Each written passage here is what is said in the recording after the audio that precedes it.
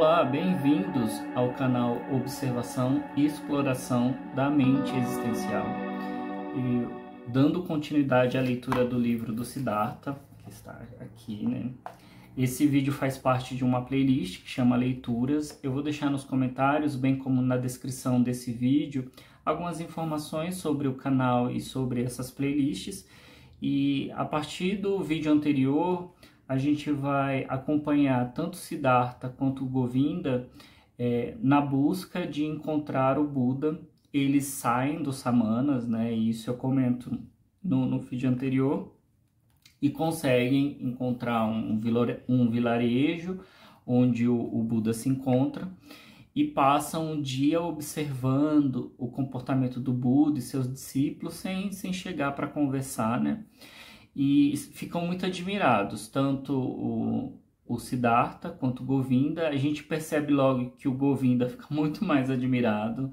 Existem alguns momentos mais sutis da história que dá a entender que o que o Siddhartha queria encontrar não era, de fato, algo que o Buda poderia oferecer em função da sua doutrina, mas o Govinda fica logo bastante impactado. Siddhartha elogia também bastante, admira bastante o Buda, mas o Govinda já chega para o Siddhartha e avisa que vai se tornar discípulo do Buda e o convida também a ser discípulo do Buda. O Siddhartha nega o convite.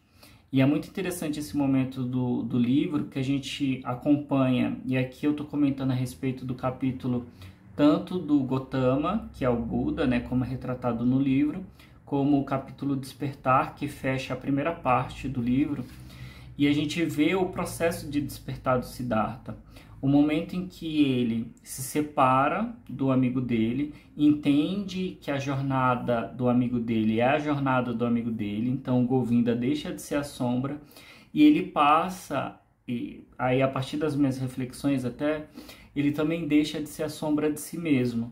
Então a gente vê um processo muito interessante do Siddhartha, que é quando ele compreende que não existe nenhuma doutrina ou nenhum mestre capaz de levar ele a caminho do que ele procura de fato, que é o entendimento de si mesmo. E é muito interessante como isso é descrito no livro, né?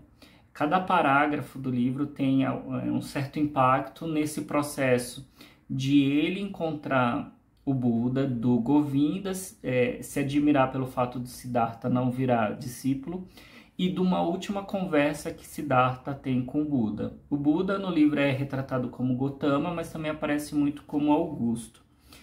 E nessa conversa, afinal, que o Siddhartha tem com o Buda, a gente entende que ele decide não prosseguir em nenhum tipo mais de peregrinação, não ir mais à procura de nenhuma outra doutrina e muito menos de ter o mestre, porque aí ele se torna mestre de si mesmo. E ele vai fazer até uma reflexão a respeito de como eu posso encontrar ou aprender o que seria a iluminação, e aqui no livro eles vão falar sobre Brahma, sobre Nirvana. Como eu vou conseguir aprender a respeito da iluminação se ela é algo tão pessoal? Então, mesmo que eu siga um grupo, um líder, um guia, uma doutrina, essa doutrina ou esse mestre, ele nunca vai me dizer como é de fato a iluminação, porque a iluminação ou a plenitude do ser, ela é algo mais interior e muito mais relativo ao indivíduo que se vive, que se sente. Não existem doutrinas, não existem guias que ensinam a você sentir. E esse processo de entendimento de que mais de despertar do Siddhartha para entender que ele já tem todas as ferramentas que fazem com que ele busque se entender melhor por ele, a partir dele se tornar ele mesmo, né? De ele não ser mais sombra de ninguém, de ele não ser mais filho de um Brahmane, de ele não ser mais um Samana, de ele não ser mais ou ser um discípulo do Buda, né? De ele ser somente o Siddhartha. E é muito interessante esse processo de separação, né? Primeiro, um processo dele de separação daquilo que ele era, depois um processo de ressignificação daquilo que ele acreditava, e o processo dele de integração com aquilo que ele é de verdade, sem muitas significações. E ele comenta isso no livro, né, descrito, né, pelo personagem, que às vezes um rio é somente um rio, que um animal, aí ele vai descrever, é somente um animal, e que ele é somente ele. Isso não exclui o fato de todos serem partes de algo maior, mas que o fato de ele não ficar tentando significar por meio de fenômenos mais espiritualizados ou por meio de outras significações que partem de um grupo, no caso de uma doutrina, que seria uma religião ou uma prática, ele começa a perceber que aí sim ele vai começar a sentir por meio dele mesmo, por si só. Então é complicado, né? Eu consegui resumir o que o livro consegue fazer muito bem, né? Porque o livro é bastante objetivo, mas ele é muito rico em detalhes de acordo com a leitura dos parágrafos. De qualquer forma, esse final da primeira parte, a gente vê a separação do Siddhartha de tudo aquilo que ele já foi e de tudo aquilo que ele já pertenceu, e eu acredito que daqui para frente a gente vai encontrar um Siddhartha mais sendo ele mesmo. Isso é muito interessante quando a gente traz para a nossa vida, né?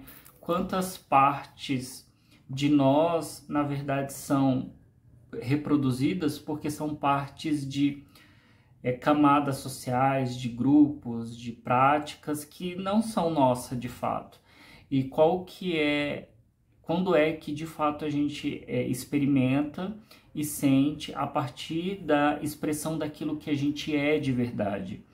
E eu gostei muito dessa parte do livro, e agora a gente de fato chega meio que na metade da história, e eu acredito que daqui para frente eu espero novidades, porque até essa parte da história eu já meio que tinha uma certa aposta que ela caminharia nesse aspecto, porque fica muito claro desde o prefácio, né? Mas agora vamos ver por onde a história vai se encaminhar. Mais uma vez eu agradeço para quem está acompanhando o canal. Eu vou voltar a tentar fazer vídeos mais curtos e deixar eles mais objetivos. E fechei uma semana de refinamento do canal e começo uma semana de desafio, seguindo lá minhas práticas. E conto aí conto não, né? Mas espero a participação de vocês e fico grato em quem estiver acompanhando. Até o próximo vídeo então, pessoal. Tchau, tchau.